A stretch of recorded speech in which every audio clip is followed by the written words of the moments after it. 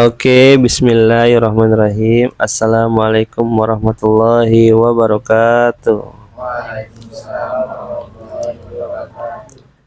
Alhamdulillahillazi nahmadu wa nasta'inu wa nastaghfiruh wa min syururi anfusina wa min asyhadu an la ilaha illallah wa asyhadu anna muhammadar rasulullah. Allahumma shalli ala Muhammad wa ali Muhammad. Alhamdulillah, hari ini kita dipertemukan kembali dan di waktu yang tepat untuk sharing-sharing. Oke, tema sharing-sharing kali ini judulnya adalah bergaul dengan penjual parfum. Nah, ini saya akan sangat singkat, jadi tidak akan lama-lama. Hadis riwayat Bukhari dan Muslim, Rasulullah SAW bersabda, perumpamaan teman yang baik dan yang jahat adalah seperti orang yang membawa minyak wangi dan tukang pandai besi. Yang membawa minyak wangi boleh jadi dia memberimu atau kamu membeli daripadanya, atau paling tidak kamu mendapatkan harum semerbak daripadanya.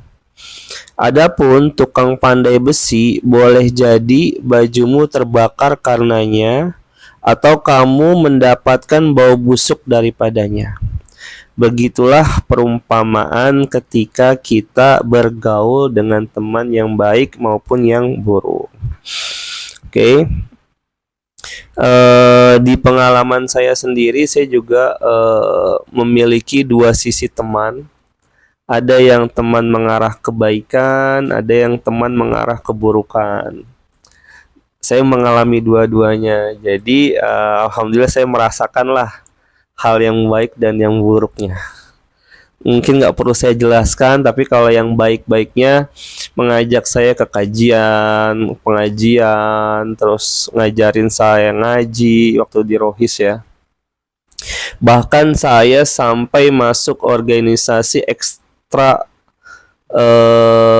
sekolah, yaitu namanya KAPMI, Kesatuan Aksi Pelajar Muslim Indonesia, di mana pada saat saya pelajar, saya belajar bagaimana caranya demo turun ke jalan. Waktu itu demonya saya lupa dah, pokoknya sampai segitunya.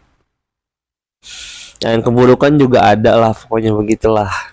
Oke. Nah, ternyata itu juga berdampak kepada karakter building kita. Akhirnya kita itu kan ternyata yang paling besar dipengaruhi oleh lingkungan. Ketika lingkungan kita baik, maka kita ikutan baik. Ketika lingkungan kita buruk, maka kita ikutan buruk. Saya waktu itu sangat merasakan dampaknya, karena pada saat itu saya merasa di rumah saya, menurut saya ya, waktu itu kurang memberikan dampak yang besar, signifikan terhadap karakter saya waktu itu. Jadi saya lebih terbawa oleh lingkungan luar dibandingkan di rumah itu sendiri. Mungkin teman-teman sebagian juga ada yang merasakan. Nah, di saya yang sudah dewasa ini, atau bisa dibilang sudah tua ini, akhirnya saya jadi memilih-milih teman. Nah, salah satu pilihan saya yaitu bergaul dengan teman-teman GCI, di mana GCI ini singkatannya dari Junior Chamber International. Ini adalah komunitas organisasi yang isinya anak muda semua, tapi rata-rata anak muda yang memiliki usaha, entah usaha warisan dari orang tuanya atau merintis sendiri, tapi sih kebanyakan warisan dari orang tuanya. Nah, saya meyakini tentang hadis Rasulullah ini yang bergaul dengan penjual parfum. Ketika kita bergaul sama penjual parfum, setidaknya kita ikutan wangi. Nah, pada saat saya bergaul dengan teman-teman di GCI, setidaknya mindset saya terpengaruh oleh pemikiran mereka, yang bagaimana mereka memahami cara pikir yang lebih luas daripada yang saya pikirkan selama ini. Apalagi mereka pendidikannya rata-rata S1 atau S2 di luar, setidaknya di Amerika lah gitu. Ada yang di Amerika, ada di Jerman. Sedangkan kalau kalian tahu saya cuma lulusan SMA gitu, SMK. Jadi saya 3 kali kuliah, 3 kali DO karena kesibukan mencari uang. Nah, ternyata dampaknya sangat positif. Itu yang membuat saya sampai hari ini masih bertahan walaupun saya sempat sangat insecure. Kenapa? Karena jauh kan perbandingannya kan. Saya mah siapa, bukan siapa-siapa dibandingkan mereka yang waduh, udah luar biasa deh. Maksudnya dari sisi penampilan, gaya bicara, dan segala macam. Tapi yang saya kagum dari mereka adalah walaupun mereka cenderung dari sisi ekonomi menengah ke atas, tapi dari sisi akhlak itu attitude-nya bagus banget. Sangat menghargai orang, menghormati orang. Jadi ya saya sering bilang sama siapa lah, kalau orang kaya sombong itu wajar. Karena ya ada yang disombongkan sama dia. Nah ini mereka berusaha untuk nggak sombong, ditahan gitu sombongnya, tapi ya tetap keluar juga gitu. Maksudnya karena misalnya gini, saya lagi jalan-jalan sama, sebut saja namanya Sinta, lagi jalan-jalan di Jogja, tahu-tahu perkenalkan ini hotel saya, kayak gitu-gitu. Jadi aduh nih orang ya, tapi nggak sombong, maksudnya dia ngasih tahu ini nih hotel gua loh gitu. Ya emang nggak bisa, susah kalau udah orang kaya tuh nggak sombong tuh ya hebat lah. Makanya mereka tuh sebenarnya berusaha untuk nggak sombong. Berusaha kayak kemarin saya tahu-tahu disuruh sama mereka suruh ngerekam video. Udah kayak anak buah aja saya. tapi di endingnya akhirnya mereka ngomong kenapa nggak minta tolong sama yang lain biar kamu masuk frame juga kayak gitu. Maksudnya awalnya nyuruh tapi ujung-ujungnya jadi nggak enak. Nah itu yang saya bilang, mereka berusaha untuk memperbaiki attitude mereka lah gitu. Itu yang saya senangnya di GCI. Mungkin si Bro Rian juga nanti bisa lah menceritakan pengalamannya di GCI. Nah terus ini saya mengkait-kaitkan tentang keberuntungan.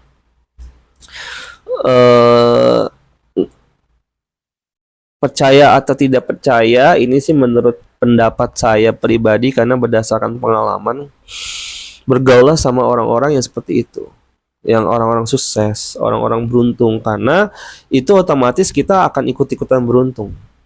Itu contoh aja ya, contoh kecil aja.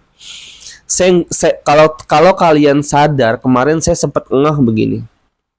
Kemarin Arkan menang 3 kali lomba. Zaroza menang 3 kali lomba. Nabila menang 3 kali lomba. Dan tahu-tahu kita di satu tim pemenang semua tuh. Yang lebih dari 2 kali ML. Dan di ML kita menang lagi. Gitu. Nah, itu saya nggak tahu tuh circle-nya tuh. Tapi walaupun di situ kan ada yang menang juga tuh si Risna ya kan, menang Posdik tapi cuma 1 kali. Terus si apa lagi ya? Rifat, Asim, 1 kali semua kan. Tapi yang di tim kita itu lebih dari 2 kali gitu. Itu coba deh kalian pahami fenomena itu. Cocokologi lah. Tapi tahu-tahu bisa jadi satu tim tuh, ya kan? Itu tuh aneh bin ajaib. Nah terus ini yang menurut saya yang paling mudah juga dianalisis adalah pemenangan Prabowo, di mana 2 kali Prabowo melawan Jokowi dan kalah dua-duanya. Tapi ketika 3 kali dia tidak melawan Jokowi, malah dia gabung sama Jokowi, minta tolong sama Jokowi untuk Gibran jadi wakilnya, dan dia menang mutlak lah, menang telak gitu. Jadi bahkan menang yang paling besar itu selama pemilu itu Prabowo di atas 60%. Nah, kenapa sih kok bisa kayak begitu? Prabowo paham. Ini Jokowi ini mempunyai gen menang. Dia dari wali kota Solo nggak pernah kalah. Wali kota Solo menang 2 kali 2 periode, di DKI Jakarta menang, terus di presiden 2 kali menang lagi. Jadi nggak pernah kalah. Jadi dia mempunyai gen menang. Nah kalau kita ngikut Jokowi udah pasti kemungkinan besar menang. Nah, itu ciri-ciri kita gampangnya tuh kalau mau menang tuh, ikutin orang menang. Gitu, gampang aja. Jadi nggak usah susah. Jadi kita jangan mempersulit diri. Gue idealis nih, gue mau ngebantu dia, gue pokoknya pro sama dia gitu. Tapi dia kalah mulu. Aduh, kalau idealis gitu susah hidup kita. Bener, susah hidup kita akhirnya gitu. Maksudnya kalau versi saya. Tapi kalau teman-teman kalau mau siap hidup susah sih nggak apa-apa sih. Saya nggak masalah ya. Kalau saya sih nggak siap, jujur aja gitu. Jadi itulah salah satu ciri-ciri.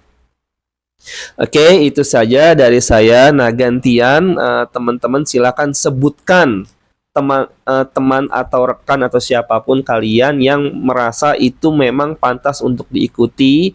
Ciri-cirinya misalnya dia pemenang, beruntung atau segala macam. Silakan mulai dari Hasim.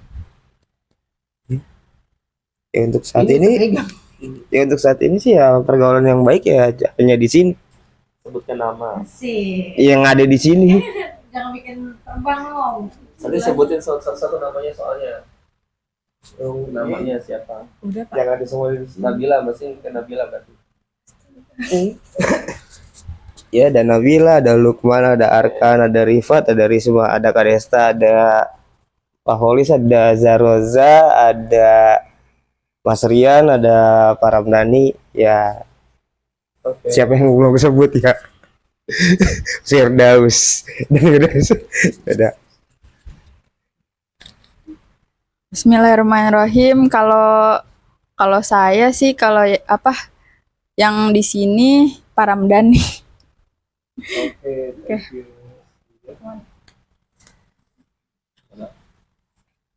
Harus di sini ya Nabila, di rumah di Saya punya teman main yang orangnya asik Pak.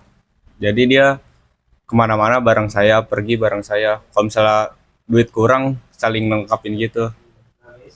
Fajri Pak. Iya, beda kelas tapi.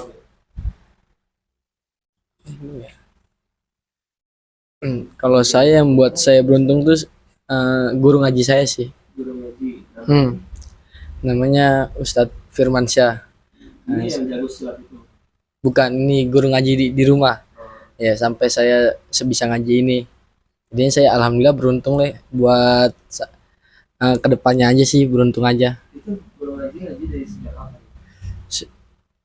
Ngaji mulai saya ngaji atau mulai ngajinya sih 2011. Ini berarti dari SMP. SD, dari SD ya. Itu udah lama kan? Iya. Oke, lanjut. Kalau saya sih yang bikin saya jadi kayak gini sih orang tua saya sih Pak, karena ngebantu banget buat ngebangun diri saya bakal kayak gimana, terus kayak pelajaran yang dikasih tuh bermakna banget Pak. Contohnya Kayak setiap apa tuh harus sabar, nggak boleh banyak mengeluh Pak, gitu ya sih Pak. positive vibes lah. Iya Pak. Kalau saya punya teman SMP namanya Zahra Rizky. Zahra. Nah, namanya Zahra. Oh, bukan Risna. Oh, ini positive vibes lah ya. Enggak dulu. Teman SMP. Iya, teman SMP. Pokoknya dia itu baik banget, Pak. Oh, suka ngejajani. Enggak juga sih, pokoknya baik. Baik, itu suka menasehati apa gimana? Nah, pokoknya kalau misalnya lagi susah ada dia yang suka ngebantu. Bisa gimana, Pak? Bisa gimana, Pak? Emang aku juga. Ya Allah. Kalau aku sih lebih ke mama saya itu yang benar-benar bikin hidup saya tuh paling beruntung. Kalau nggak ada dia agak ribet. Sampai sekarang sih ngerasanya begitu. Mungkin Pak Ramdhani paling paham itu tentang yang tahu. Jadi sekarang bukannya nggak beruntung sih, sedang mencoba membuat keberuntungan di diri sendiri aja. Kehilangan mama, kehilangan orang tua tuh buat aku bukan hanya kehilangan keberuntungan, tapi lebih ke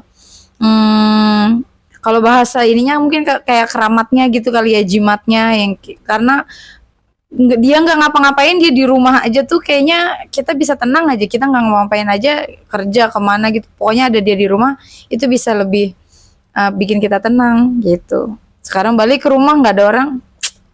Gitulah pokoknya gitu. Oke. Assalamualaikum warahmatullahi wabarakatuh. Kalau dari saya sih Pak banyak Pak, karena saya di rumah banyak ikut organisasi. Kayak dari Karang Taruna, marching band, majelis. Sampai di sekolah juga saya ngikut rohis sama di sini. Nih, satu orang. Kalau buat di sini saya milih Ripat Pak, karena Padahal janji-janji dulu sama dia. saya sefrekuensi Bu, sefrekuensi saya sama dia. Jadi saya orangnya suka usaha Pak, buka usaha gitu. Nah terus tiba-tiba dia lagi mau beli makan, dia ngajak saya buka usaha. Hah? Ada Pak, cuman nggak boleh di spill dulu kalau kata Ripat. Oh, belum. Iya. Oh, Aman, bagus. Just Udah Pak, itu aja Pak. Thank you. Iya. Ya, kalau ditanya apa tadi pertanyaan orang yang paling beruntung.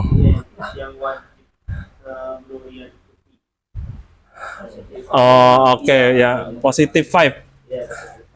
Jadi saya jadi teringat kakek saya ya, kayak gitu ya. Jadi kakek saya tuh selalu ngajarin gimana kita memperlakukan orang, gimana kita bersikap kayak gitu. Maksudnya selalu ngingetin attitude kayak gitu, attitude karena attitude itu katanya sih di atas segalanya gitu. Ya dulu kakek saya selalu kayak gitu, selalu pesanin kayak gitu. Kemudian selalu positif, berprasangka positif sama orang kayak gitu. Itu sih. Jadi makanya dari situ mungkin ya kakek saya itu umur panjang sampai 86 tahun. Udah meninggal kayak gitu. Jadi di mana-mana banyak temennya kayak gitu. Terus itu sih maksudnya. Jadi kalau dari segi sifat nurunnya ke adik, tapi dari segi ilmu saya serap banget kayak gitu. Gitu. Ya itu sih yang paling ini. Terus paling ini juga sih tadi ada sedikit tambahan juga ya Pak Ramdhani dikit aja. Apa namanya tadi sempat di ini juga ya dari Pak Ramdhani soal kita bergaul sama teman yang dia punya apa namanya positif ya, nilai-nilai positif ya kayak gitu ya. Nah itu ternyata emang penting banget ya, penting banget untuk kita bisa merubah mindset ya kan, ngerubah mungkin cara pandang kebiasaan kita kayak gitu. Dan juga saya jadi ingat ada quote juga tuh, misalkan ketika kita ngelihat orang yang atau ada orang yang lebih pintar jangan bersaing gitu, kata quote-nya ya kan, tapi ajak kerjasama kayak gitu doang sih. Hah? Tahu, pernah baca Pak kayak gitu. Itu sih kayak gitu aja ya. Baik, terima kasih. Assalamualaikum warahmatullahi wabarakatuh. Enggak sih, kayaknya dia dendam. Dari sini udah rada renggang nih Pak. Tadi pertanyaannya apa Pak? Ya kira-kira siapa orang yang menurut Risna pantas untuk diikuti karena melihat dari ciri-cirinya, contohnya dia beruntung, apa sukses, atau emang attitude-nya bagus, dan yang berkesan lah di Risna. Kalau saya, menurut saya yang pantas buat diikuti itu kakak saya sih Pak. Karena Yaitu cewek. Karena dia orang itu pekerja keras. Jadi bangun motivasi saya biar sama kayak dia bisa. dia pembisnis. Iya, pembisnis. Jadi bangun motivasi saya gitu Pak. Oke. Jarang biasanya kayak gitu. Kalau saya, menurut saya semua orang di lingkungan saya itu berdampak positif untuk saya, Pak. Ya, karena kalau dari teman itu, saya punya satu teman namanya Ririn. Apapun yang dia lakuin, itu walaupun udah semepet apapun pasti dia ada hoki aja, apa waktunya dikasih tenggat lebih, atau misal dia lagi uangnya tinggal di rumah, di tengah jalan dia dapet uang gitu Pak. Iya. Misal dia lagi kerjaan, harusnya deadline-nya jam 10, nanti tiba-tiba kata bosnya misal apa, ayo udah gak apa-apa nanti jam 11 gitu. Kalau dari keluarga sih ayah saya, karena ayah saya itu walaupun dia apa gampang percaya sama orang, tapi misal lagi dimanapun pasti ada orang yang kenal sama ayah kalau di Bengkulu. Jadi walaupun harus baik sih Pak, kalau dari ayah saya itu harus baik, jadi ya harus baik. Nanti kayak apa, kayak adik saya aja misal lagi kemarin ada tugas di mana, tiba-tiba ternyata atasannya temen ayah saya gitu. Kenal. Iya. Harus baik itu ya. Iya. Udah? Udah. Oke, thank you. Lanjut Mas Agus. Oke. Kalau berdampak positif bagi saya sih mungkin banyak ya, mungkin dari pihak keluarga, lingkungan kerja, termasuk Pak Ramdhani dan juga teman-teman semua. Juga memang tapi ada satu sosok ya, teman dari saya sekolah dan sampai sekarang saya berpikir itu apa ya, harus kita contoh gitu, kalau harus saya contoh gitu. Dengan keberuntungannya dia merintis usaha, saya diajak, cuman mungkin karena memang berbeda rezeki saya nggak ngikutin dia. Beliau namanya Wisnu Adi Kurniawan yang sekarang dia menekuni di dunia mikrostock. Saya tahu persis banget dia perjuangan, saya diajak, ingat banget diajak, ayo kita ke warnet sejam 2000, dia belajar. Kita belajar bareng, cuman memang jalan rezekinya berbeda, dia menekuninya dan sampai sekarang alhamdulillah dia bisa menghidupi keluarganya dan bisa dibilang sukses. Dia fokus di mikrostock kayak gitu sih. Dan itu sebenarnya ya saya sempat mulai ngikutin ritmenya lagi gitu. Saya belajar, dia welcome banget dan sangat welcome, ayo gitu kan. Cuman memang karena dari sisi desain saya jauh beda. Iya, karena dia memang benar-benar dia otodidak sampai sekarang pro gitu kan, dia dari nol. Cuman itu jadi bahan pemicu saya untuk mungkin sukses di bidang lain seperti itu. Terima kasih. Oke, thank you. Ya itu nanti semuanya dapat 20 poin ya, 20 ayat. Lumayan lah. I think that's all for today. Thank you very much for your attention. I hope you got something from this meeting, and we close our meeting today by saying alhamdulillah. Thank you very much. Assalamualaikum warahmatullahi wabarakatuh.